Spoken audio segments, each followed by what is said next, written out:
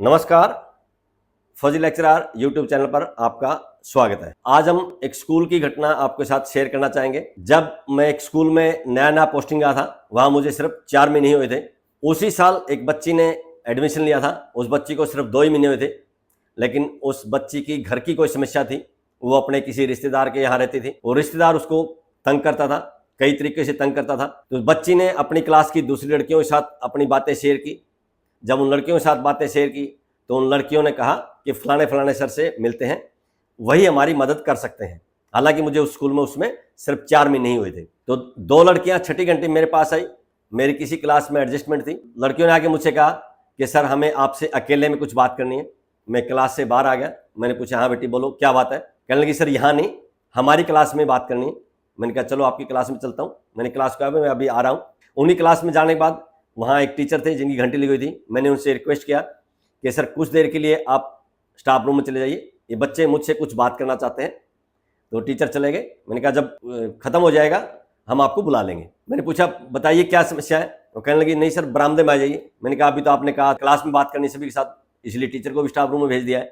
बोला नहीं सर पूरी क्लास के सामने नहीं करनी, 8-10 लड़कियों के साथ करनी है, क्योंकि उन लड़कियों को मेरी समस्या के बारे में पता है। मैंने कहा ठीक है बरामदे में आ जाइए। जैसे मैं बरामदे में आए उस लड़की ने अपना मोबाइल निकाला और मोबाइल निकाल के कुछ मैसेज दिखाने लगी। उनके रिलेशन में जो बंदा था उसके दिखाने लगी। उसने ऐसे ऐसे मैसेज किए।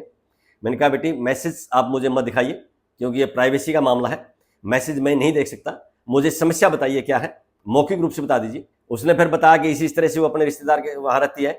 बेसिकली वो यूपी के रहने वाली थी।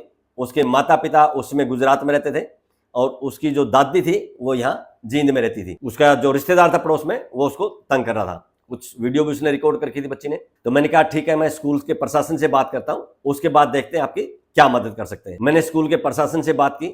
स्कूल प्रशासन ने कहा उस बच्ची ने एसएलसी के लिए अप्लाई कर दिया है और हम उसको एसएलसी दे देंगे, अब इस मुद्दे में हम कुछ नहीं कर सकते। मैंने कहा उस बच्ची ने भले ही एसएलसी अप्लाई कर दिया हो, लेकिन हम अपनी जिम्मेदारी से नहीं भाग सकते। बच्ची के साथ ऐसी समस्या है, उसके साथ कोई हादसा हो सकता है। अगर उसके साथ कोई हादसा होगा तो सवाल सबसे पहले मुझसे पूछा जाएगा, क्योंकि उस बच्ची ने मेरे से मदद मांगी है। और जब भी कोई हादसा होगा पुलिस जब जांच करेगी तो सबसे पहले मुझे बुला के पूछेगी कि जी क्या आपने बच्ची से इस बारे में बात की थी। मैं कहूँगा हाँ जी। फिर वो कहेंगे कि आपने उसकी क्या मदद की। तो हम अपनी जिम्मेदारी से मुकर नहीं सकते।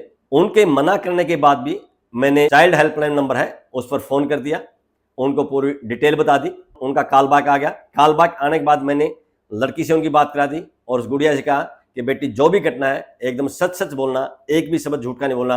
अगर आप झूठ बोलोगे तो मैं आपका साथ नहीं दूंगा, अगर आप सच बोलोगे तो मैं आपका साथ खड़ा हूं। उन्होंने सारी डिटेल पूछने के बाद एड्रेस पूछा और 1 घंटे के अंदर उनकी टीम स्कूल में पहुंच गई थी। तो जब वो बच्ची फोन ले रही थी वो कहने लगी सर मेरा जो फोन है चार्ज इसका खत्म हो गया है, बंद होने वाला है। मैंने कहा किसी का चार्जर ले लीजिए, इसको चार्ज कीजिए। तो बच्ची किसी का चार्जर मांग के लाई। जब चार्ज करने लगी किसी मैडम ने उसके हाथ में फोन देख लिया और फोन देखने के बाद सवाल करने लगी कि स्कूल में फोन कैसे लेकर आई है, फोन लेना अलाउड नहीं है। मैंने उससे कहा कि इसकी कोई घर की समस्या है और ये फोन मैंने मंगवाया है और अभी चाइल्ड हेल्पलाइन पे फोन करके है, वो टीम आने वाली है। 1 घंटे के अंदर टीम आ गई थी। टीम आने के बाद हमने बताया भाई इस तरह से ये बच्ची है। उस टीम में एक मैडम थी, एक आदमी था। तो बच्ची वो फोन निकाल के उस मैडम को दिखाने लगी। उसने भी यही कहा कि नहीं आपके मैसेज मैं नहीं देखूंगी, हम आपको यहाँ से लेकर जाएंगे और जो लीगल प्रोसेस है वो पूरा करेंगे। वो टीम उसको वहां से लेकर चली गई। उसके बाद शायद उसके घर गए।